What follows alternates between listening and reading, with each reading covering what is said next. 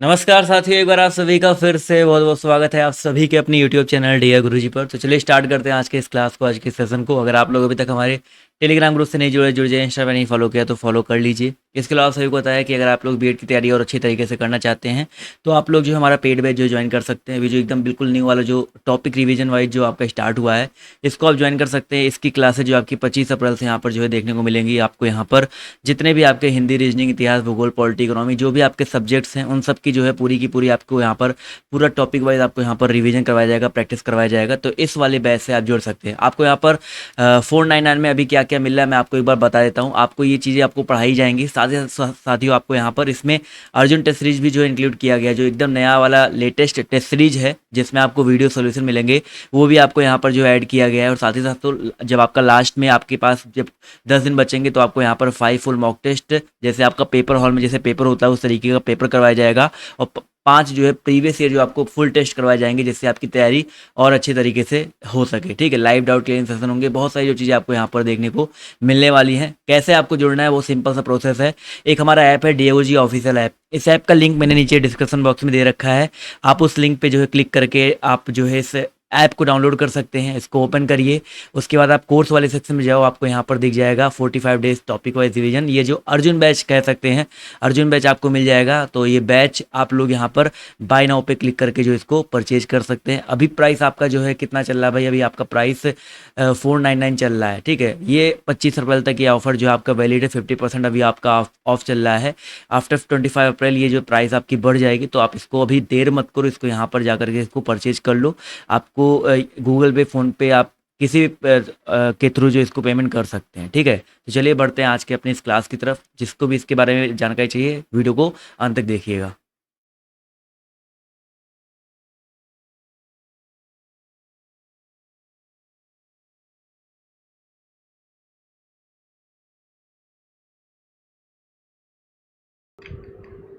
नमस्कार दोस्तों, मैं वैभव एक बार फिर से आप सभी लोगों का स्वागत करता हूं आपके अपने YouTube चैनल डियर गुरुजी पर। तो आप सभी लोगों का स्वागत है। और जैसा कि आप लोगों को पता है, डेली इवनिंग में हम लोग जीके जीएस के कुछ बहुत इंपॉर्टेंट क्वेश्चंस को करते हैं, कुछ बहुत इंपॉर्टेंट MCQs को करते हैं, जो कि किसी भी एक दिवसीय एग्जाम के लिए बहुत महत्वपूर्ण हो सकते हैं। तो चलिए शुरू करते हैं उसी श्रृंखला में एक बार फिर से कुछ बहुत ही महत्वपूर्ण प्रश्नों के साथ। चलिए पहले प्रश्न का आंसर कीजिएगा। क्रायोजेनिक इंजन का प्रयोग किसमें किया जाता है? परमाणु भट्ठी में, स्पेस में, बोइंग में या फिर सभी में? चलिए पहले प्रश्न का जल्दी से सारे लोग आंसर कीजिएगा फटाफट। पहला प्रश्न क्या कह रहा है? क्रायोजेनिक इंजन का प्रयोग किसमें किया जाता है? तो क्या करेक्ट आंसर होगा? जितने लोग जुड़े हो सारे लोगों का स्वागत है। Very very good evening to all of you. जल्दी से सारे लोग आ जाइए। चलो यहाँ पर अगर हम लोग बात करें तो देखो, जितने लोग क्या करोगे, जितने लोग ऑप्शन बी करोगे उनका बिल्कुल करेक्ट हो जाएगा। जो ये क्रायोजेनिक इंजन होता है, इसका प्रयोग जो है वो कहाँ पर किया जाता है? तो स्पेस में किया जाता है। ठीक है, कहाँ पर किया जाता है? तो स्पेस में किया जाता है। ऑप्शन बी आप लोगों का बिल्कुल करेक्ट हो जाएगा। ठीक है, चलो आगे बढ़ते हैं अगले प्रश्न की तरफ। अगले प्रश्न का आंसर कीजिएगा सभी लोग।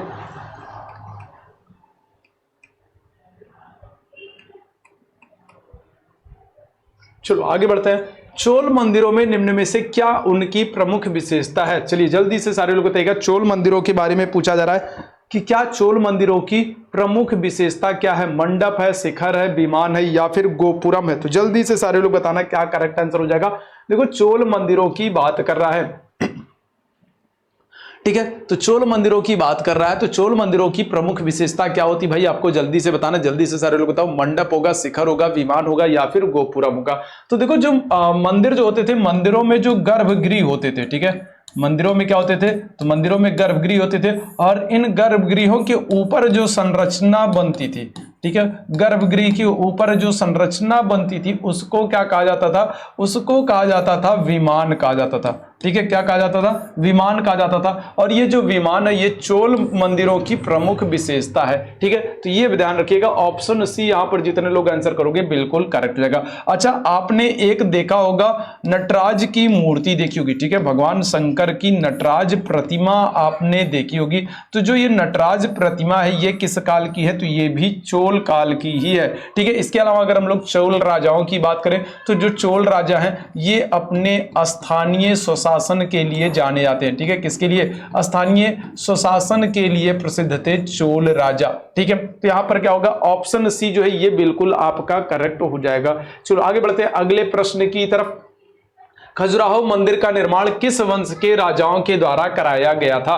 ठीक है, तो देखो अगर कल वाली आपने क्लास देखी होगी तो इस प्रश्न का बिल्कुल आप अच्छे से आंसर कर ले जाओगे।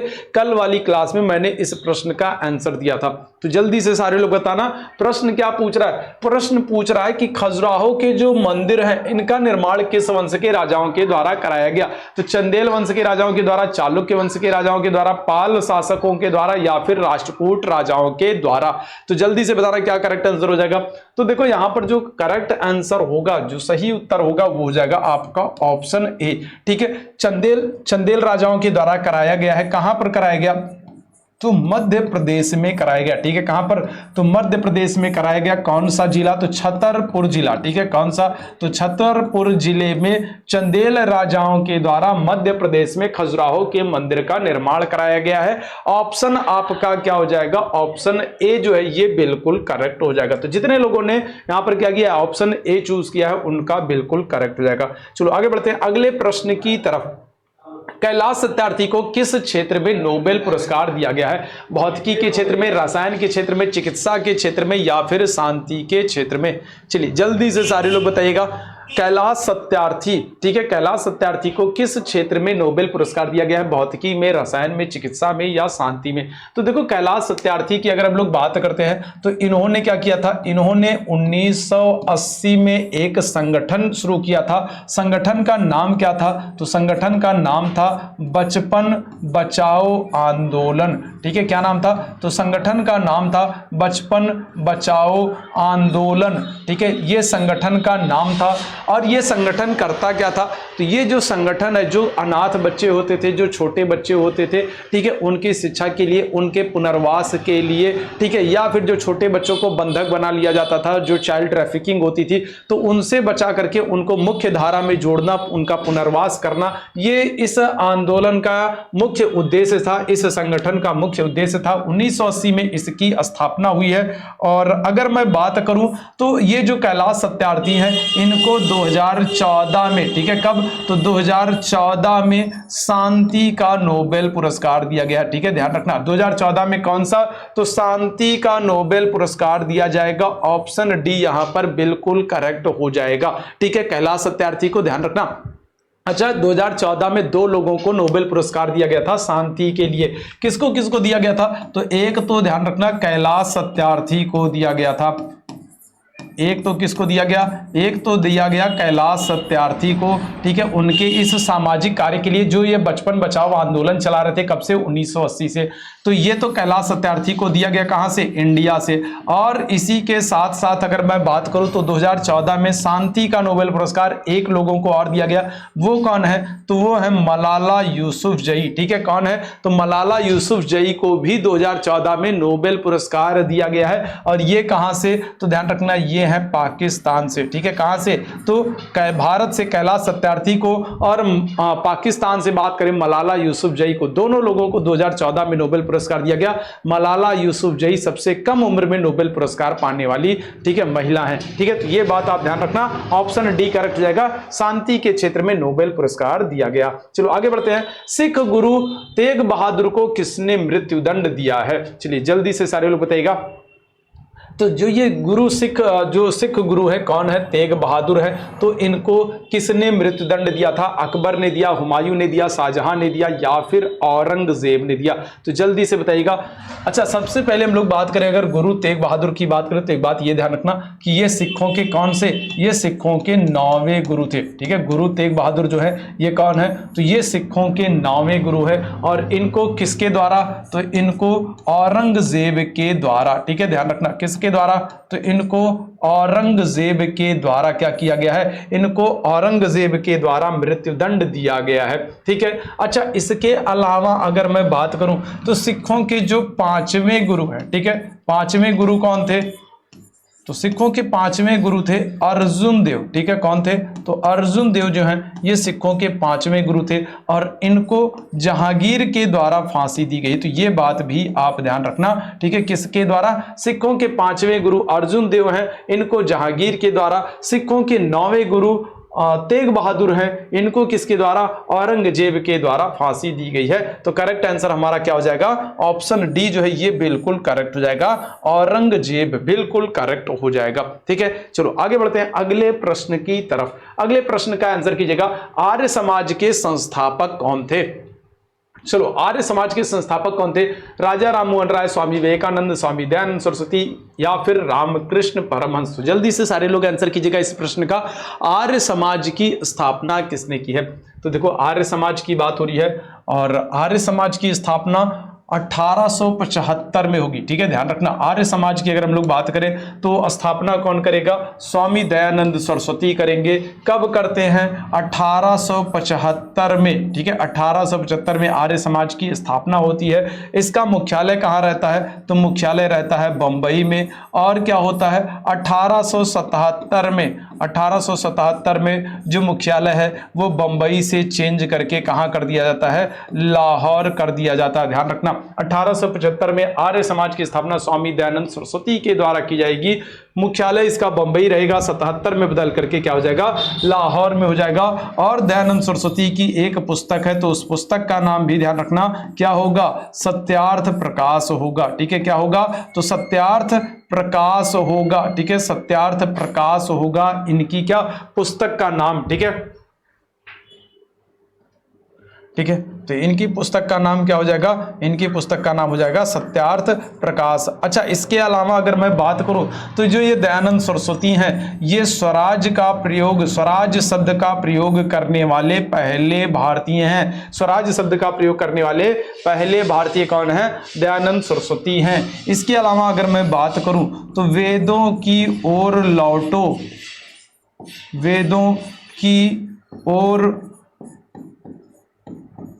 लौटो ये नारा कौन देगा? तो वेदों की ओर लौटो ये नारा भी दयानंद सरस्वती के द्वारा दिया जाता है। अगर हम लोग बात करें स्वामी विवेकानंद की तो ये 1897 में क्या करेंगे?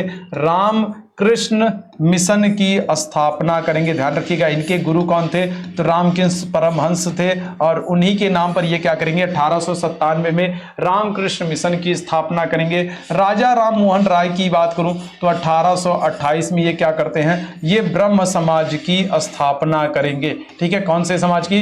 तो ब्रह्म समाज की स्थापना करते हैं राजा राम मोहन राय 1828 में। विवेकानंद 1897 में रामकृष्ण मिशन की स्थापना करेंगे। आर्य समाज के संस्थापक आपके हो जाएंगे स्वामी दयानंद सरस्वती। ऑप्शन सी बिल्कुल यहां पर करेक्ट है। जितने लोग ऑप्शन सी कर रहे हो भैया उन सभी लोगों का बिल्कुल करेक्ट है। चलो आगे बढ़ते हैं अगले प्रश्न की तरफ। राज्यसभा के सदस्यों के चुनाव की कौन सी विधि है?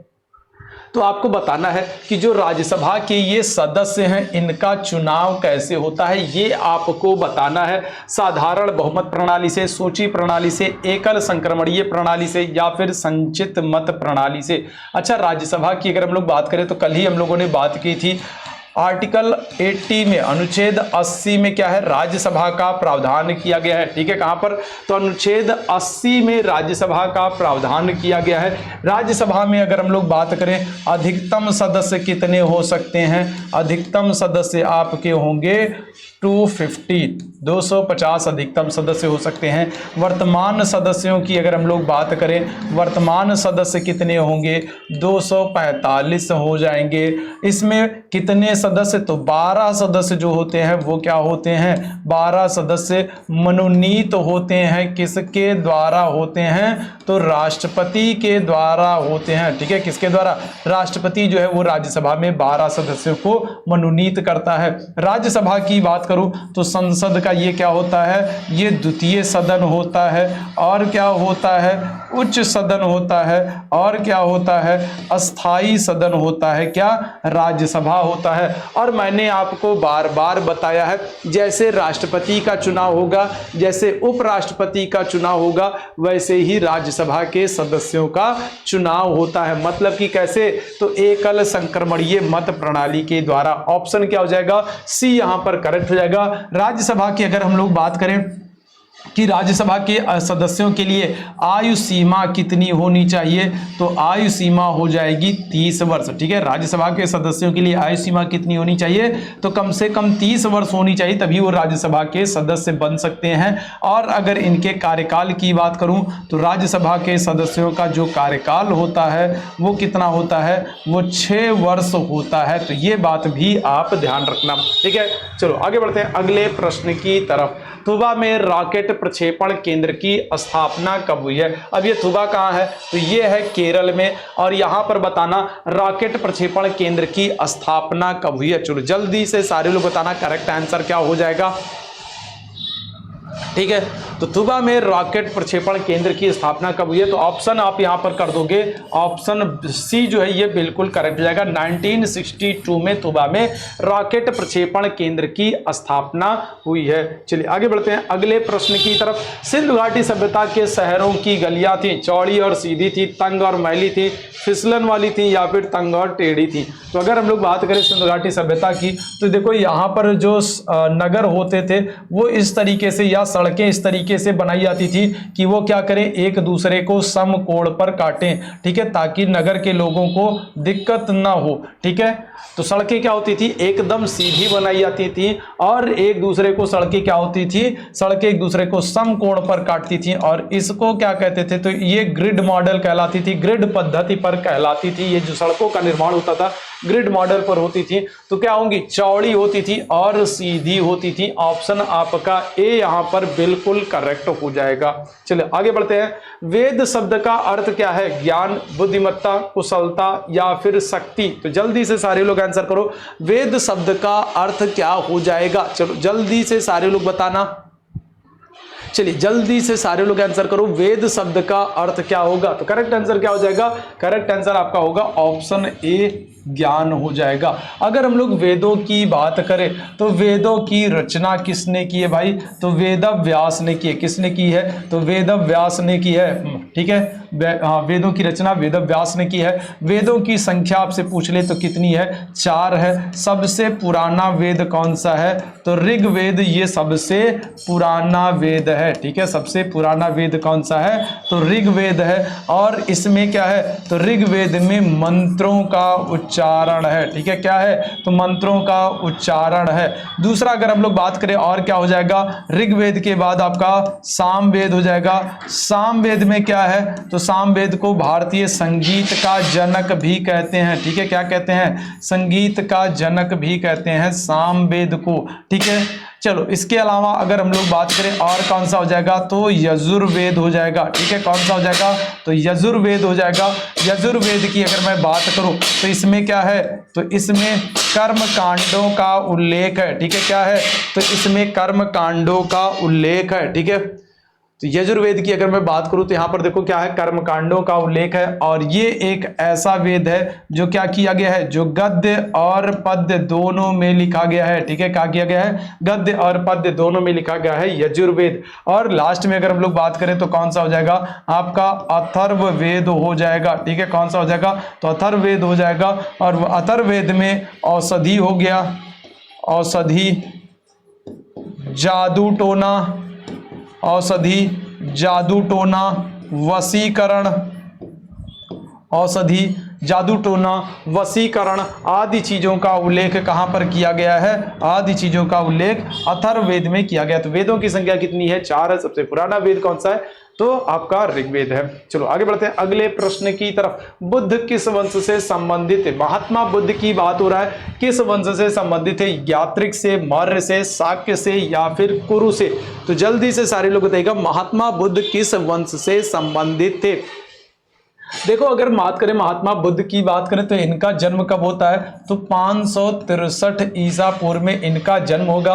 पिता की अगर हम लोग बात करें, महात्मा बुद्ध के जो पिता है इनका नाम क्या है, तो पिता का नाम है शुद्धोधन। ठीक है, क्या नाम है, तो शुद्धोधन इनके पिता का नाम है, जो कि कौन से, जो कि शाक्य कुल से संबंधित है। ध्यान रखना, शाक्य कुल के मुखिया थे शुद्धोधन। और कहां पर, तो ध्यान रखना कपिल वस्तु के लुम्बिनी में। ठीक है, कहां पर, तो कपिल वस्तु के लुम्बिनी में जो है ये महात्मा बुद्ध का क्या हो जाएगा भाई, महात्मा बुद्ध का जन्म हो जाएगा। ठीक है, कहां पर होगा, ठीक है। तो महात्मा बुद्ध का जो जन्म है वो कहां पर होगा, तो कपिलवस्तु के लुम्बिनी में होगा। पिता की बात करूं तो कौन है, पिता इनके शुद्धोधन है, जो कि कौन से, तो शाक्य कुल से है। इनकी माता की बात करूं तो माता का नाम क्या हो जाएगा, माता का नाम महामाया था, जो कि जन्म के कुछ ही दिन बाद इनकी मृत्यु हो जाएगी। और फिर इनकी जो मौसी रहेंगी, कौन मौसी रहेंगी, प्रजापति गौतमी। ये क्या करती हैं, तो ये इनका लालन पालन करती हैं, इनका पालन पोषण करती हैं। कौन, इनकी मौसी प्रजापति गौतमी। बुद्ध की अगर मैं बात करूं, इनकी पत्नी का नाम क्या है, तो पत्नी इनकी है यशोधरा।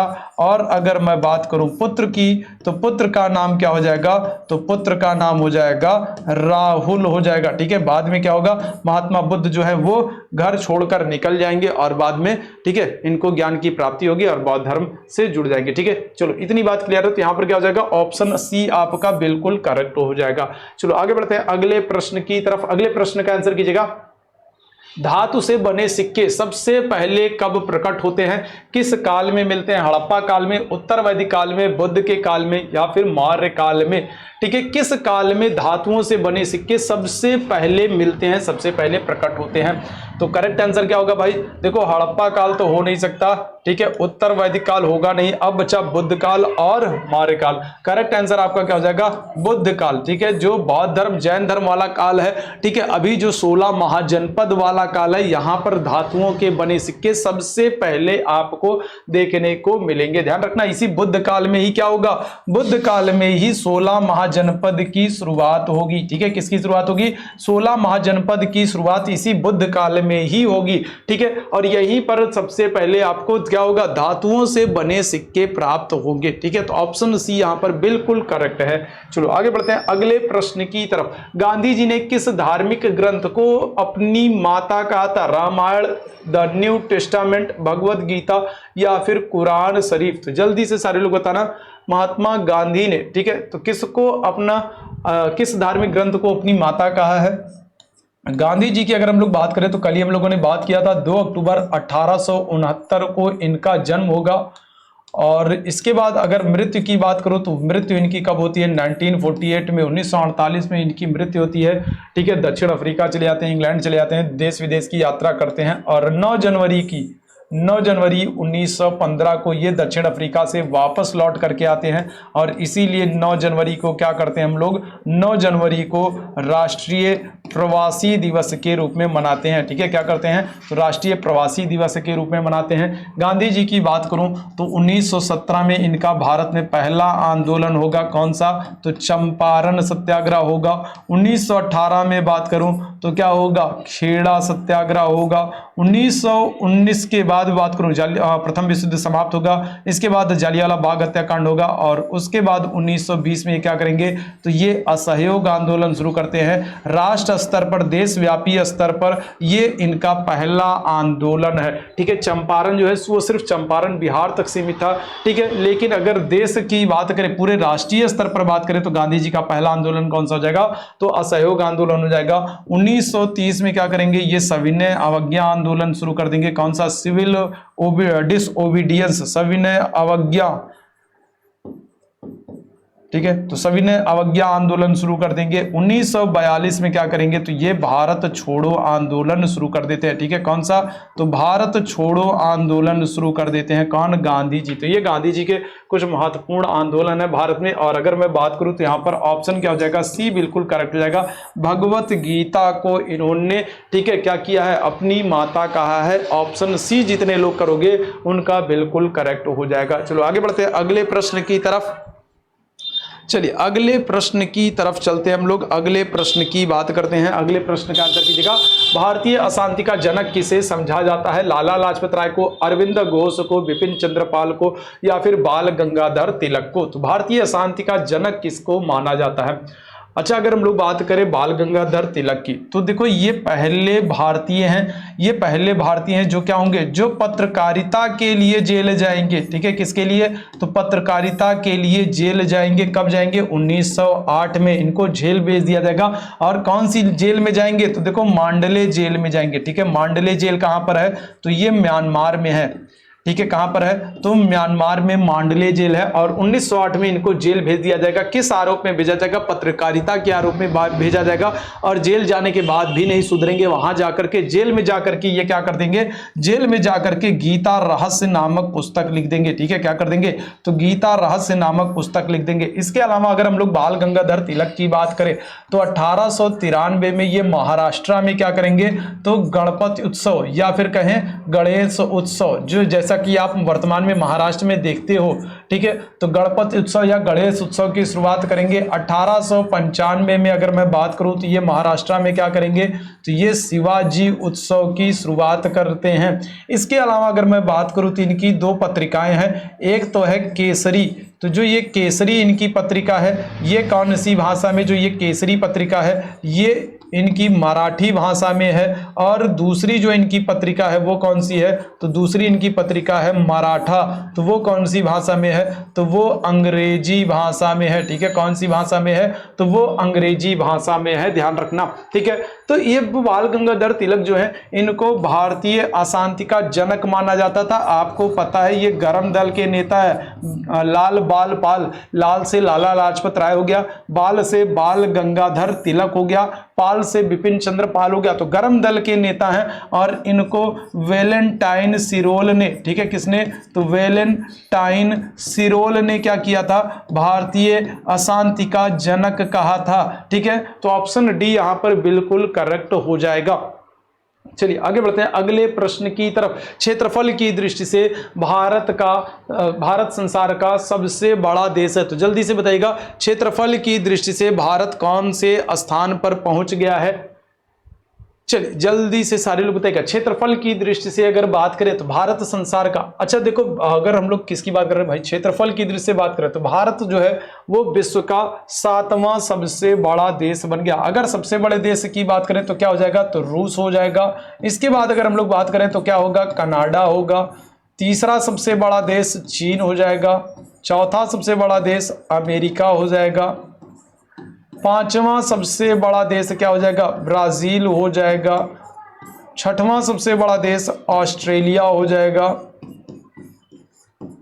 और सातवां सबसे बड़ा देश कौन सा है, भारत है। तो क्षेत्रफल की दृष्टि से भले ही हम भारत 7वें स्थान पर हो, हम भारतीय 7वें स्थान पर हो, लेकिन जनसंख्या की दृष्टि से हम लोग कहां पर हैं, जनसंख्या की दृष्टि से हम लोग पहले स्थान पर पहुंच चुके हैं, चाइना को पीछे छोड़ चुके हैं। ठीक है, तो यहां पर ध्यान रखना करेक्ट आंसर क्या हो जाएगा, 7वां हो जाएगा क्षेत्रफल की दृष्टि से। भारत की अगर मैं बात करूं तो पूरी दुनिया के कितने प्रतिशत क्षेत्र पर, तो पूरी दुनिया के 2.4% क्षेत्र पर भारत फैला है। और पूरे विश्व की कितने प्रतिशत, तो पूरे विश्व की 17.5% जनसंख्या जो है ये क्या करती है, ये भारत में निवास करती है। कितनी, लगभग 17.5% जनसंख्या जो है वो भारत में निवास करती है। भारत पूरी दुनिया के 2.4% क्षेत्र में फैला है। चलो आगे बढ़ते हैं अगले प्रश्न की तरफ। भारत की बहुउद्देशीय उपग्रह श्रृंखला का नाम क्या है, एप्पल, इनसेट, ASLV, SHAR। तो जल्दी से सारे लोग बताना भारत की बहुउद्देशीय उपग्रह श्रृंखला का नाम क्या है। करेक्ट आंसर क्या हो जाएगा, ऑप्शन बी हो जाएगा, इनसेट। अगर आप आंसर कर रहे हो तो बिल्कुल आप करेक्ट हो। चलो आगे बढ़ते हैं अगले प्रश्न की तरफ। निम्नलिखित में से कौन सी एजेंसी भारत में राष्ट्रीय आय का आकलन करने के लिए उत्तरदायी है। बहुत बार यह प्रश्न पूछा गया कि भारत में राष्ट्रीय आय का आकलन कौन करता है, क्या होगा करेक्ट आंसर, जल्दी से सारे लोग बताना। अगर आप लोग ऑप्शन बी कर रहे हो, CSO कर रहे हो तो बिल्कुल करेक्ट हो जाएगा। क्या मतलब होगा इसका, केंद्रीय सांख्यिकी संगठन। ठीक है, भारत में राष्ट्रीय आय का आकलन कौन करता है, तो केंद्रीय सांख्यिकी संगठन करता है। और अगर आपसे पूछ ले कि राष्ट्रीय सांख्यिकी दिवस कब मनाते हैं, अगर आप पूछ लिया जाए कि राष्ट्रीय सांख्यिकी दिवस कब मनाते हैं तो आपका आंसर क्या होगा, 29 जून हो जाएगा। ठीक है, क्या हो जाएगा, 29 जून हो जाएगा। किसके किसके जन्म दिवस को मनाते हैं? तो पीसी महालनोबिस के जन्म दिवस को। ठीक है, किसके? तो पीसी महालनोबिस के जन्म दिवस को क्या करते हैं? सांख्यिकी दिवस के रूप में मनाते हैं। और पीसी महालनोबिस मॉडल पर कौन सी? तो द्वितीय पंचवर्षीय योजना, जिसकी हम लोगों ने बात की थी कल वाले सेशन में। तो द्वितीय जो पंचवर्षीय योजना है, समय क्या होगा? 1956 से लेकर के 1961, ये द्वितीय पंचवर्षीय योजना का समय है, पीसी महालनोबिस मॉडल पर आधारित है। चलिए आगे बढ़ते हैं अगले प्रश्न की तरफ। इंदिरा आवास योजना किन लोगों को आवास उपलब्ध कराने में सहायता करती है? जल्दी से सारे लोग बताना। प्रश्न क्या पूछा जा रहा है? जो ये इंदिरा आवास योजना है, ये किन लोगों को आवास सहायता देने वाली योजना है? तो क्या करेक्ट आंसर हो जाएगा? विकलांगों को आवास, अनाथों को आवास, गरीब नगरवासियों को आवास, गरीब ग्रामीणों को आवास। तो देखो ऑप्शन देख करके ही आप जान लोगे। देखो खाली जो ये आवास योजना है सिर्फ ये विकलांगों को दी जाएगी, ऐसा तो होगा नहीं भाई। ठीक है, सिर्फ अनाथों को दिया जाएगा, ऐसा तो होगा नहीं भाई। अब बचे कौन से? ग्रामीण बचे और नगरवासी बचे। तो पहले बताओ आवास किसको दिया जाएगा, ग्रामीणों को या नगरवासियों को? पहले ग्रामीणों को। तो ऑप्शन क्या हो जाएगा? सी करेक्ट हो जाएगा।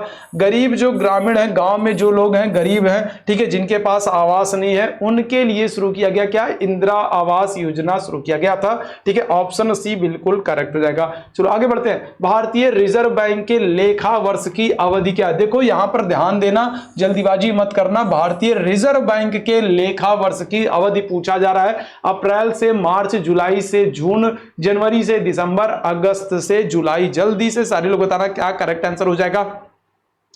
तो देखो यहां पर आपसे क्या कर रहा है? यहां पर आपसे वित्तीय वर्ष नहीं पूछ रहा है। अगर आप लोग अप्रैल से मार्च कर रहे हो, ठीक है, 1 अप्रैल से 31 मार्च अगर कर रहे हो, तो आपका आंसर क्या हो जाएगा? गलत हो जाएगा। क्यों? क्योंकि ये क्या है? ये वित्तीय वर्ष है। और आपसे क्या पूछ रहा है? आपसे वित्तीय वर्ष नहीं पूछ रहा है, आपसे भारतीय रिजर्व बैंक के लेखा वर्ष की अवधि पूछ रहा है। तो ये क्या करेक्ट आंसर हो जाएगा? आपका जुलाई से जून हो जाएगा। ठीक है, क्या हो जाएगा? ऑप्शन बी आपका करेक्ट हो जाएगा। क्या हो जाएगा? तो जुलाई से जून हो जाएगा आरबीआई के लेखा वर्ष की अवधि। स्थापना कब होगी? तो 1 अप्रैल को। ठीक है, कब होगी? तो ध्यान रखना, स्थापना इनकी होती है 1 अप्रैल 1935 को इनकी स्थापना होगी। और 1949 में इनका क्या हो जाएगा? 1949 में इनका राष्ट्रीयकरण कर दिया जाएगा। किसका?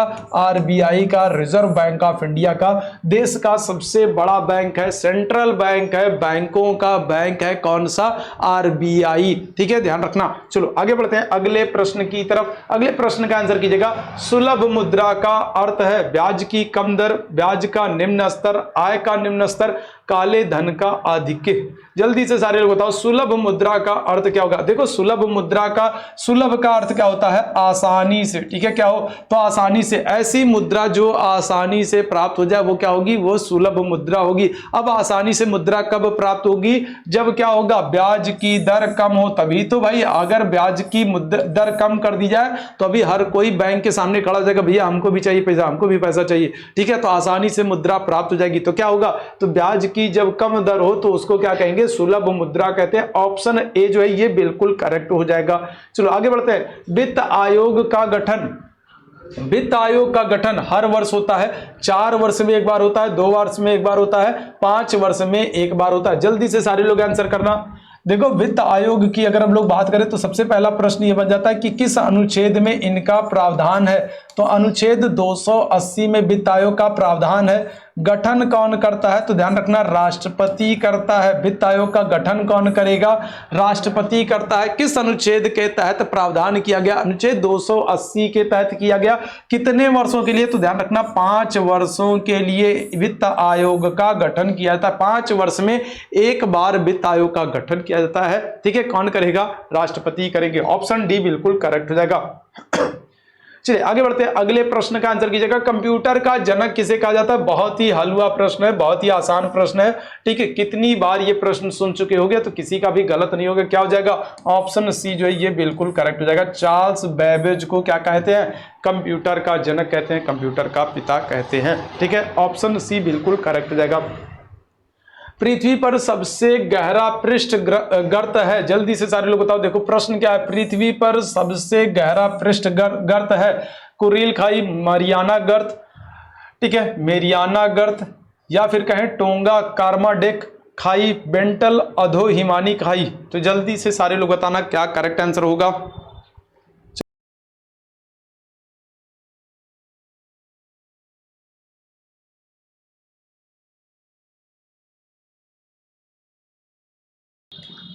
चलो जल्दी से सारे लोग बताओ क्या करेक्ट आंसर हो जाएगा। देखो यहां पर पूछ रहा है क्या पृथ्वी पर सबसे गहरा गर्त पूछ रहा है। ऑप्शन बी आपका करेक्ट हो जाएगा। क्या मेरियाना गर्त हो जाएगा। कहां पर ये मेरियाना गर्त है, तो ये है प्रशांत महासागर में। ठीक है, कहां पर है, तो प्रशांत महासागर में है मेरियाना गर्त, दुनिया का सबसे गहरा गर्त है। ऑप्शन आपका क्या हो जाएगा, ऑप्शन आपका बी जो है ये बिल्कुल करेक्ट हो जाएगा। चलो आगे बढ़ते हैं अगले प्रश्न की तरफ। टाइफून, अच्छा ये टाइफून क्या होते हैं, तो देखो ये टाइफून जो होते हैं ये होते हैं चक्रवाती तूफान। ठीक है, क्या होते हैं, तो ये होते हैं चक्रवाती तूफान होते हैं। ठीक है, टाइफून जैसे हम लोग के यहाँ क्या होता है, हम लोग के यहाँ जैसे भारत में सुनामी आता है वैसे ये टाइफून होते हैं, चक्रवाती तूफान होते हैं। तो आपको बताना ये आते कहाँ पर है, मैक्सिकन खाड़ी में, हिंद महासागर में, उत्तर ध्रुवीय महासागर में, या फिर चीन और जापान के समुद्रों में। तो देखो नाम ही देख करके आप जान ले रहोगे, फांग फून ये सारे जो हैं, ठीक है, फान फून फिन ये सारे अगर आपको नाम मिल जाए तो चाइना या जापान के पास आप आराम से जा सकते हो। ऑप्शन क्या हो जाएगा, ऑप्शन आपका डी जो है ये बिल्कुल करेक्ट हो जाएगा। कहां पर, चीन और जापान के समुद्रों में, कहां पर, प्रशांत महासागर में। ध्यान रखना कहां पर, तो उत्तरी जो प्रशांत महासागर है, तो उत्तरी प्रशांत महासागर में चीन और जापान के तटों पर कौन से, तो टाइफून चक्रवाती तूफान आते हैं। ऑप्शन आपका डी जो है ये बिल्कुल करेक्ट हो जाएगा। चलो आगे बढ़ते हैं अगले प्रश्न की तरफ। भारत का प्रथम स्वदेशी भू-स्थैतिक उपग्रह कौन सा है, रोहिणी, आर्यभट्ट, एप्पल या फिर ओशनसेट। तो देखो प्रथम स्वदेशी भू-स्थैतिक उपग्रह पूछा जा रहा है। अगर पहला उपग्रह पूछता तब तो आपका आंसर होता क्या, आर्यभट्ट होता। 1975 में इसको प्रक्षेपित किया गया था। पहला स्वदेशी भू-स्थैतिक उपग्रह पूछा जा रहा है, क्या हो जाएगा, करेक्ट आंसर आपका ऑप्शन सी हो जाएगा। क्या हो जाएगा, एप्पल हो जाएगा। ठीक है, कौन हो जाएगा, एप्पल हो जाएगा। अगर एप्पल जो एप्पल कंपनी है, ठीक है, अगर उसके प्रमुख की बात करूं तो कौन होंगे, तो टिम कुक हो जाएंगे। और अभी एप्पल ने अपना पहला सेंटर भारत में कहां पर खोला है, तो मुंबई में खोला है। ठीक है, कहां खोला है, मुंबई में खोला है। और अगर हम लोग बात करें सेकंड सेंटर की, ठीक है, अगर हम लोग बात करें पहला सेंटर तो मुंबई में खोला है, और अगर सेकंड सेंटर की बात करें तो कहां पर खोला है, तो दिल्ली में। ठीक है, दिल्ली में क्या किया है, ठीक है, तो दिल्ली में क्या किया है, दिल्ली में अपना एप्पल ने दूसरा स्टोर खोला है। ठीक है, तो ऑप्शन यहां पर क्या हो जाएगा, सी जो है ये बिल्कुल करेक्ट हो जाएगा। चलो आगे बढ़ते हैं। विश्व में सबसे बड़ा संविधान किस देश का, अब इसमें बताने की कोई जरूरत ही नहीं, क्या हो जाएगा, करेक्ट आंसर आपका भारत हो जाएगा। दुनिया का सबसे बड़ा संविधान है। ठीक है, सबसे ज्यादा जनसंख्या यहाँ की है, तो सबसे ज्यादा जनसंख्या को खुश करने के लिए उतना बड़ा संविधान भी बनाना पड़ेगा। ठीक है, तो अगर हम लोग बात करें तो 395 अनुच्छेद हैं, और अगर हम लोग बात करें तो क्या हो जाएगा, तो 12 अनुसूचियां हैं। ठीक है, क्या है, 12 अनुसूचियां हैं। ठीक है, 12 अनुसूचियां हैं। अगर गणना की दृष्टि से हम लोग देखें तो लगभग 468 अनुच्छेद से ज्यादा अनुच्छेद हो चुके हैं। तो दुनिया का सबसे बड़ा संविधान जो है वो कैसा है, ठीक है, भारत का संविधान है। और कैसा लिखित संविधान है, तो ध्यान रखना लिखित संविधान है। ठीक है, कौन सा संविधान है, तो लिखित संविधान है। चलो आगे बढ़ते हैं अगले प्रश्न की तरफ। गोल गुंबद कहां पर स्थित है, कोणार्क, हैदराबाद, पुरी या फिर बीजापुर। करेक्ट आंसर क्या हो जाएगा, ऑप्शन आपका डी करेक्ट हो जाएगा। कहां पर, गोल गुंबद जो है ये बीजापुर में है। और बीजापुर के जो सुल्तान थे कौन, आदिल शाह। ठीक है, तो आदिल शाह का कब्रगाह है, मकबरा है। ध्यान रखना किसका, बीजापुर के सुल्तान आदिल शाह का मकबरा है। ठीक है, गोल गुंबद दुनिया का सबसे बड़ा गुंबद है, और कहां पर है, तो ध्यान रखना बीजापुर में है। ऑप्शन डी यहां पर बिल्कुल करेक्ट हो जाएगा। चलो आगे बढ़ते हैं अगले प्रश्न का आंसर कीजिएगा। विजयनगर राज्य की स्थापना किसने की थी। अगर कल वाला प्रश्न देखोगे तो इस प्रश्न का एकदम करेक्ट आंसर कर ले जाओगे। विजयनगर की स्थापना कब होगी, तो 1336 में होती है। कौन करता है, तो हरिहर और बुक्का करेंगे। ठीक है, कौन करेगा, हरिहर और बुक्का, ये विजयनगर साम्राज्य की स्थापना करते हैं। और सबसे पहला वंश कौन सा होगा, तो सबसे पहला वंश होगा संगम वंश होगा। इसके बाद दूसरा वंश कौन सा होगा, दूसरा वंश होगा सुल्लू वंश। तीसरा वंश कौन सा होगा, तुल्लु वंश। और चौथा वंश कौन सा होगा, अराविडु वंश, ठीक है, कौन सा हो जाएगा, तो अराविडु वंश। तो 1336 में हरिहर और बुक्का, ठीक है, ये विजयनगर साम्राज्य की स्थापना करते हैं। सबसे पहला वंश कौन सा होगा, तो संगम वंश पहला होगा, पहले नंबर पर संगम वंश, दूसरा आपका सुल्लु वंश, तीसरा आपका तुल्लु वंश और देवराय वंश कोई नहीं था, अराविडु वंश होगा। 4 राजवंश रहते हैं। करेक्ट आंसर क्या होगा, ऑप्शन बी। चलो आगे बढ़ते हैं अगले प्रश्न की तरफ। सिखों के अंतिम गुरु कौन थे? तो देखो सिखों की अगर हम लोग बात करेंगे तो टोटल कितने गुरु थे, टोटल 10 गुरु थे, ठीक है। 10वें गुरु आपके कौन थे, तो 10वें गुरु आपके हो जाएंगे गुरु गोविंद सिंह हो जाएंगे, ठीक है। कौन हो जाएंगे, गुरु गोविंद सिंह हो जाएंगे। सिखों के अंतिम गुरु हैं। इन्होंने क्या किया, अपने बाद गुरु पद को समाप्त कर दिया कि अब कोई गुरु नहीं होगा, ठीक है। तो टोटल गुरुओं की संख्या 10 है। पहले गुरु कौन है, तो पहले गुरु है गुरु नानक देव जी है और अंतिम गुरु जो है वो 10वें गुरु है कौन, तो गुरु गोविंद सिंह जी हैं। ऑप्शन क्या हो जाएगा, ऑप्शन सी यहां पर बिल्कुल करेक्ट हो जाएगा। गुरु गोविंद सिंह ने ही क्या किया था, तो 1699 में खालसा पंथ की शुरुआत की थी। ध्यान रखना किसकी, तो खालसा पंथ की शुरुआत जो है ये गुरु गोविंद सिंह के द्वारा की गई थी 1699 में। चलो आगे बढ़ते हैं अगले प्रश्न की तरफ। मुस्लिम लीग की स्थापना किस वर्ष हुई है? चलो जल्दी से बताना, 1900, 1905, 1906 या फिर 1902 में। अगर हम लोग बात करें 1905 की तो देखो 16 अक्टूबर को क्या हुआ है, 16 अक्टूबर 1905 को बंगाल विभाजन हुआ है। एक बात तो ये ध्यान रखना, ठीक है। तो 16 अक्टूबर 1905 को क्या हुआ है, बंगाल विभाजन हुआ है। किसके समय में, तो लॉर्ड कर्जन के समय में बंगाल का विभाजन कर दिया गया। पूछा क्या जा रहा है आपसे, मुस्लिम लीग पूछा जा रहा है। करेक्ट आंसर क्या हो जाएगा, 1906 में मुस्लिम लीग की स्थापना हुई है।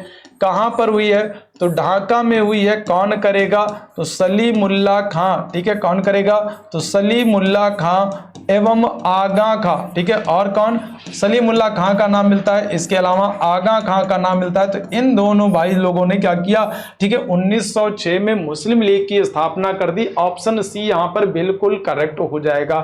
चलो आगे बढ़ते हैं अगले प्रश्न की तरफ। भारत गौरव नामक की एक पहल शुरू की गई है। इसका संबंध किससे है, अंतरिक्ष से है, पर्यटन से है, खेल से है या फिर चिकित्सा से है? तो करेक्ट आंसर क्या हो जाएगा, करेक्ट आंसर आपका ऑप्शन बी हो जाएगा। भारत गौरव नाम से एक पहल शुरू की गई है, कुछ ट्रेनों को शुरू किया गया है और इनका संबंध पर्यटन से है कि आप भारत भर में घूमो और देखो, भारत के गौरव को देखो, समझो और उसकी व्याख्या करो, दूसरों को भी बताओ। ऑप्शन बी यहां पर बिल्कुल करेक्ट हो जाएगा। चलिए, मैसूर घोषणा पत्र का संबंध किससे? देखो अभी ये करंट अफेयर का प्रश्न है और काफी चर्चा में था, ठीक है। मैसूर घोषणा पत्र, तो भाषा से, पंचायत से, नदी से या फिर आतंकवाद से? करेक्ट आंसर क्या होगा, मैसूर घोषणा पत्र। करेक्ट आंसर आपका ऑप्शन बी हो जाएगा, पंचायतों से संबंधित है मैसूर घोषणा पत्र। चलो आगे बढ़ते हैं। किस क्षेत्र में बुकर पुरस्कार प्रदान किया जाता है? तो आपने देखा होगा बुकर पुरस्कार और कौन सा, और मैन बुकर पुरस्कार, ठीक है। कौन सा, तो बुकर पुरस्कार और कौन से पुरस्कार है, मैन बुकर पुरस्कार है। तो ये कहां पर दिए जाते हैं, तो ये साहित्य के क्षेत्र में, कल्पना साहित्य लेखन के क्षेत्र में, ठीक है, क्या होता है, बुकर पुरस्कार और मैन बुकर पुरस्कार को प्रदान किया जाता है, ठीक है। तो ऑप्शन सी यहां पर बिल्कुल करेक्ट हो जाएगा। अगले प्रश्न की तरफ चलते हैं। कौन सा जीव चंद्रमा प्रदूषण से जुड़ा हुआ है? टार्डिग्रेड्स, वाटर बियर, ए और बी दोनों या फिर इनमें से कोई नहीं? तो जल्दी से सारे लोग बताओ क्या करेक्ट आंसर हो जाएगा। तो ऑप्शन यहां पर सी हो जाएगा, ए और बी दोनों हो जाएगा। दोनों ही क्या है, चंद्रमा प्रदूषण से जुड़े हुए हैं। ऑप्शन सी जो है बिल्कुल करेक्ट हो जाएगा। चलिए आगे बढ़ते हैं। अगले प्रश्न की हम लोग बात करते हैं। दादा साहब फाल्के पुरस्कार पाने वाली, ठीक है, पहली महिला कौन बनी है? तो देखो इस प्रश्न को भी कल हम लोगों ने किया था, ठीक है। अगर कल वाला सेशन आपने ध्यान से देखा होगा तो बिल्कुल आप करेक्ट आंसर दे ले जाओगे, ठीक है। तो क्या हो जाएगा, देखो दादा साहब फाल्के पुरस्कार पाने वाली पहली महिला जो हो जाएंगी वो हो जाएंगी आपकी ऑप्शन डी, देविका रानी हो जाएंगी, ठीक है। पहली महिला है तो अपने आप में महत्वपूर्ण है। 1969 में 1969 में इनको क्या किया गया, दादा साहब फाल्के पुरस्कार प्रदान किया गया, पहली महिला है। करेक्ट आंसर आपका ऑप्शन डी यहां पर बिल्कुल करेक्ट हो जाएगा। अच्छा, इसके अलावा ध्यान रखना 1969 में एक और काम हुआ है, वो क्या हुआ है, तो वो हुआ है इसरो की स्थापना। ठीक है, किसकी, तो इसरो की स्थापना जो है, ठीक है, भारतीय अंतरिक्ष अनुसंधान संस्थान इसरो की स्थापना भी 1969 में हुई, ये बात भी आप ध्यान रखना। चलो आगे बढ़ते हैं अगले प्रश्न की तरफ। अगले प्रश्न का आंसर करते हैं। ठीक है, इब्राहिम लोदी एवं बाबर के मध्य पानीपत का प्रथम युद्ध कब हुआ। अब एक बात तो देखो इस प्रश्न से क्लियर है और महत्वपूर्ण कि पानीपत का जो पहला युद्ध है, ठीक है, पानीपत का जो पहला युद्ध है ये इब्राहिम लोदी और बाबर के बीच में हुआ था। अब प्रश्न आपसे पूछ रहा है कब हुआ था भाई, तो देखो करेक्ट आंसर क्या होगा, आपको पता है 1526 में बाबर आया था, एक ही ऑप्शन दिख रहा है 21 अप्रैल 1526 में। ठीक है, बाबर और इब्राहिम लोदी के बीच में क्या होगा, पानीपत का पहला युद्ध होगा। अगर हम लोग बात करें 1527 में, तो अभी कौन सा युद्ध होगा, तो 1527 में खानवा का युद्ध होगा राणा सांगा के साथ। 1528 में कौन सा युद्ध होगा, चंदेरी का युद्ध होगा, किसके साथ, मेदिनी की राय के साथ। 1529 में कौन सा, घाघरा का युद्ध होगा, किसके साथ, अफगानों के साथ। तो ये बाबर के 4 युद्ध है, चारों युद्धों को याद रखना, आपसे बहुत ज्यादा पूछा जाता है। चलिए आगे बढ़ते हैं अगले प्रश्न की तरफ। अंतरराष्ट्रीय न्यायालय में न्यायाधीशों की संख्या कितनी है। चलिए इस प्रश्न का जल्दी से सारे लोग आंसर करना।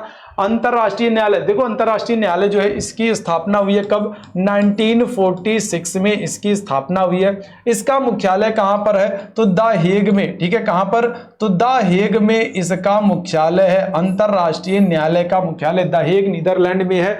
और अंतरराष्ट्रीय न्यायालय में अगर हम लोग बात करें न्यायाधीशों की संख्या कितनी होती है, तो करेक्ट आंसर आपका हो जाएगा ऑप्शन बी हो जाएगा, कितना, 15 न्यायाधीशों की संख्या होती है। और अगर आपसे न्यायाधीशों का कार्यकाल पूछ ले कि जो न्यायाधीश हैं इनका कार्यकाल कितना होता है, तो ध्यान रखना 9 वर्ष होता है। ठीक है, कितना होता है, तो न्यायाधीशों का कार्यकाल 9 वर्ष होता है, उनकी संख्या 15 होती है। अंतर्राष्ट्रीय न्यायालय की स्थापना कब हुई, 1946 में हुई। कहां पर, तो नीदरलैंड हेग में इसका मुख्यालय है। चलो आगे बढ़ते हैं अगले प्रश्न की तरफ। वाटरलू कहां पर स्थित है, इंग्लैंड, फ्रांस, स्पेन या फिर बेल्जियम। जल्दी से सारे लोग बताना वाटरलू कहां पर स्थित है। ठीक है, तो जल्दी से सारे लोग बताओ। देखो वाटरलू आपने नाम सुना होगा, वाटरलू में एक युद्ध हुआ था कब, 1815 में।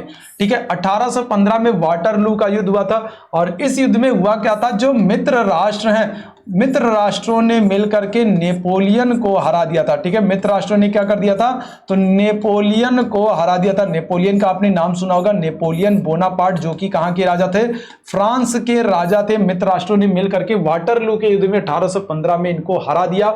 और इसके बाद इनको पकड़ करके भेज दिया गया कहां पर, तो सेंट हेलेना द्वीप पर भेज दिया गया। ठीक है, कहां पर, तो सेंट हेलेना द्वीप पर भेज दिया गया। और इस द्वीप पर 1821 में इनकी मृत्यु हो गई। ठीक है, नेपोलियन बोनापार्ट की मृत्यु हो गई। ठीक है, तो ये जो वाटरलू है ये कहां पर स्थित है, तो ये स्थित है बेल्जियम में। ऑप्शन क्या होगा, ऑप्शन आपका डी जो है ये बिल्कुल करेक्ट हो जाएगा। ठीक है, अगर हम लोग बात करें भारत का नेपोलियन किसको कहते हैं, तो समुद्रगुप्त को कहा जाता है। किसको कहा जाता है, तो समुद्रगुप्त को भारत का नेपोलियन कहा जाता है। किसने कहा है, तो ध्यान रखना V.A. स्मिथ ने कहा है। ठीक है, किसने कहा है, तो V.A. स्मिथ ने। ठीक है, समुद्रगुप्त को भारत का नेपोलियन कहा है, विंसेंट आर्थर स्मिथ ने। चलो आगे बढ़ते हैं अगले प्रश्न की तरफ। टिहरी जल विद्युत परिसर किस राज्य में स्थित है। टिहरी जल विद्युत परियोजना की बात हो रही है, किस राज्य में स्थित है।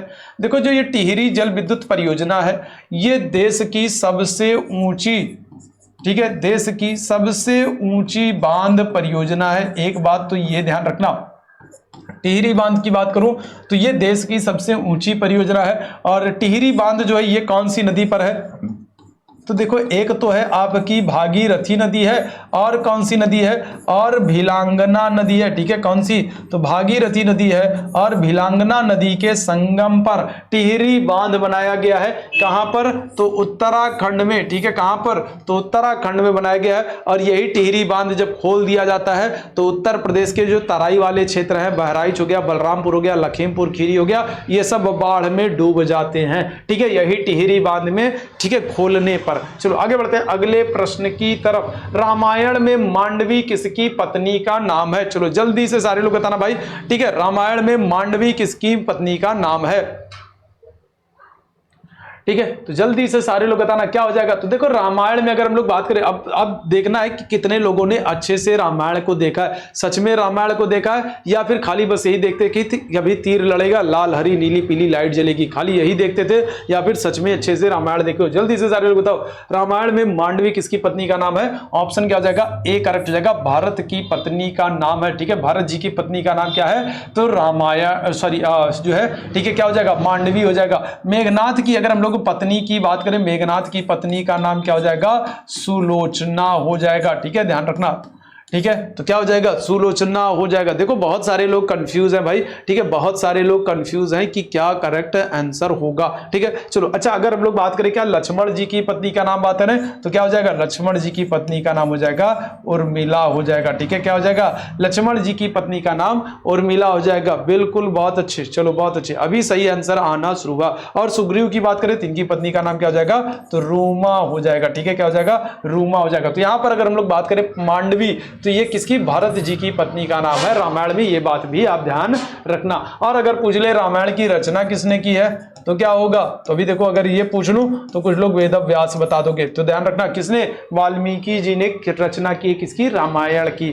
चलो आगे बढ़ते हैं अगले प्रश्न की तरफ। भारत के पहले गृह मंत्री इनमें से कौन थे? सरदार पटेल, ठीक है, बाबू जगजीवन राम, मोरारजी देसाई, गोविंद वल्लभ पंत। सरदार पटेल की अगर हम लोग बात करें तो बिल्कुल गृह मंत्री कौन हो जाएंगे? आपके सरदार पटेल ही तो हैं भाई, गृह मंत्री तो सरदार पटेल ही हैं। ठीक है, जगजीवन राम की अगर हम लोग बात करें तो ये क्या हो जाएंगे? ये तो हो जाएंगे श्रम मंत्री हो जाएंगे। ठीक है, कौन हो जाएंगे? श्रम मंत्री हो जाएंगे। ठीक है, चलो इसके अलावा अगर हम लोग मोरारजी देसाई की बात करूं तो ये पहले क्या हो जाएंगे? ये पहले गैर कांग्रेसी प्रधानमंत्री है। ठीक है, मोरारजी देसाई की बात करूं तो ये क्या हो जाएंगे? ये पहले गैर कांग्रेसी प्रधानमंत्री हो जाएंगे। गोविंद वल्लभ पंत की बात करूं तो ये क्या हो जाएंगे? तो ये यूपी के पहले मुख्यमंत्री हो जाएंगे। उत्तर प्रदेश के पहले चीफ मिनिस्टर कौन जाएंगे? गोविंद वल्लभ पंत हो जाएंगे। ऑप्शन आपका यहां पर ए बिल्कुल करेक्ट हो जाएगा, सरदार पटेल। चलो आगे बढ़ते हैं अगले प्रश्न की तरफ। भारतीय संविधान में कितने मूल कर्तव्य दिए गए हैं? देखो भारतीय संविधान में कितने मूल कर्तव्य की बात करें, फंडामेंटल ड्यूटीज की बात करें तो इनको देखो रूस से लिया गया, सोवियत संघ से लिया गया या यूएसएसआर से लिया गया है। उल्लेख कहां पर है मूल कर्तव्यों का? तो भाग 4 में है। ठीक है, कहां पर है? तो भाग 4 का में है। किस अनुच्छेद में है? तो अनुच्छेद देखो क्या हो जाएगा? अनुच्छेद हो जाएगा 51 का में। ठीक है, कहां पर? अनुच्छेद 51 का में जो है मौलिक कर्तव्यों का उल्लेख किया गया है। स्वर्ण सिंह समिति की सिफारिश पर। ठीक है, कौन सी?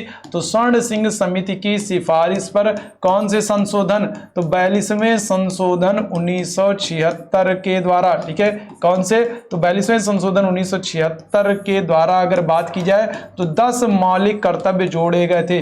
ठीक है, कितने? 10 मौलिक कर्तव्य जोड़े गए थे। लेकिन ध्यान रखना अभी यही कहानी खत्म नहीं हुई है भाई। ठीक है, 86वां संशोधन होगा 2002 में, 86वां संशोधन होगा 2002 में, और इस संशोधन के द्वारा क्या कर दिया जाएगा? 11वां मौलिक कर्तव्य जोड़ दिया जाएगा। ठीक है, क्या कर दिया जाएगा? 11वां मौलिक कर्तव्य जोड़ दिया जाएगा।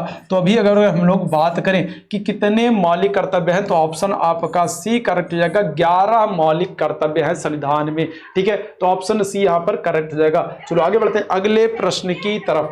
ठीक है, जनसंख्या की दृष्टि से उत्तर प्रदेश का राज्य में कौन सा स्थान है? तो देखो बार मैं बता चुका हूं, कल वाले सेशन में भी बताया था कि भारत की अगर बात करूं तो भारत जनसंख्या की दृष्टि से पहले स्थान पर पहुंच गया है, और इसमें सबसे बड़ा योगदान किसका है? उत्तर प्रदेश वालों का है। तो इनको विशेष रूप से धन्यवाद कहना चाहूंगा। ठीक है, तो उत्तर प्रदेश क्या हो जाएगा? जनसंख्या की दृष्टि से बात कर रहा है, कहां पर है? पहले स्थान पर है। और अगर हम लोग बात करेंगे किसकी? क्षेत्रफल की दृष्टि से बात करेंगे तो उत्तर प्रदेश का कौन सा स्थान है? उत्तर प्रदेश का क्षेत्रफल की दृष्टि से चौथा स्थान है। ऑप्शन ए यहां पर आपका बिल्कुल करेक्ट हो जाएगा। उत्तर प्रदेश की अगर मैं बात करूं तो पूरे भारत के कितने प्रतिशत? तो लगभग 7.5% क्षेत्र पर फैला है। पूरे भारत के 7.5% क्षेत्र पर फैला है, और पूरे भारत की लगभग 16.5% जनसंख्या अकेले उत्तर प्रदेश में निवास करती है। क्षेत्रफल की दृष्टि से चौथा, जनसंख्या की दृष्टि से पहला स्थान है देश में। चलो आगे बढ़ते हैं अगले प्रश्न की तरफ। इंकलाब जिंदाबाद का नारा किसने दिया है? चलिए जल्दी से बताना, इंकलाब जिंदाबाद का नारा किसने दिया है? महात्मा गांधी ने, जवाहरलाल नेहरू ने, भगत सिंह ने या फिर सुभाष चंद्र बोस ने? तो करेक्ट आंसर क्या हो जाएगा? भगत सिंह के द्वारा इंकलाब जिंदाबाद का नारा दिया गया है। ऑप्शन क्या हो जाएगा? सी यहां पर बिल्कुल करेक्ट हो जाएगा। ठीक है, चलो आगे बढ़ते हैं अगले प्रश्न की तरफ। मोहिनी अट्टम नृत्य किस राज्य से संबंधित हो? तो बार बार आप लोगों को यह प्रश्न करा चुका हूं और क्योंकि महत्वपूर्ण है इसलिए प्रश्न बार बार घूम फिर के आपके सामने आ ही जाता है। तो मोहिनी अट्टम की बात करूं तो क्या हो जाएगा? केरल हो जाएगा। मोहिनी अट्टम और कौन सा?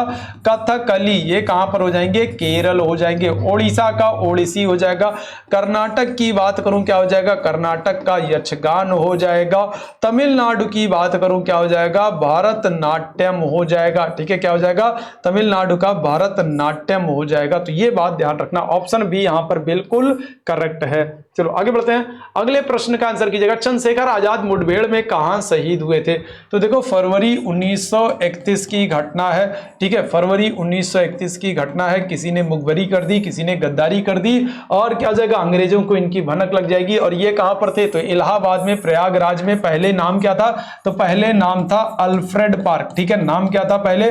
तो पहले नाम था अल्फ्रेड पार्क और अब इसका नाम बदल करके क्या कर दिया गया है? तो चंद्रशेखर आजाद पार्क कर दिया गया है। ठीक है, क्या कर दिया गया है? चंद्रशेखर आजाद पार्क कर दिया गया है। और यहीं पर क्या होगा? चंद्रशेखर आजाद जो है वो अंग्रेजों से घिर जाते हैं और बाद में क्या होते हैं? शहीद हो जाते हैं। तो ध्यान रखना, ऑप्शन क्या हो जाएगा?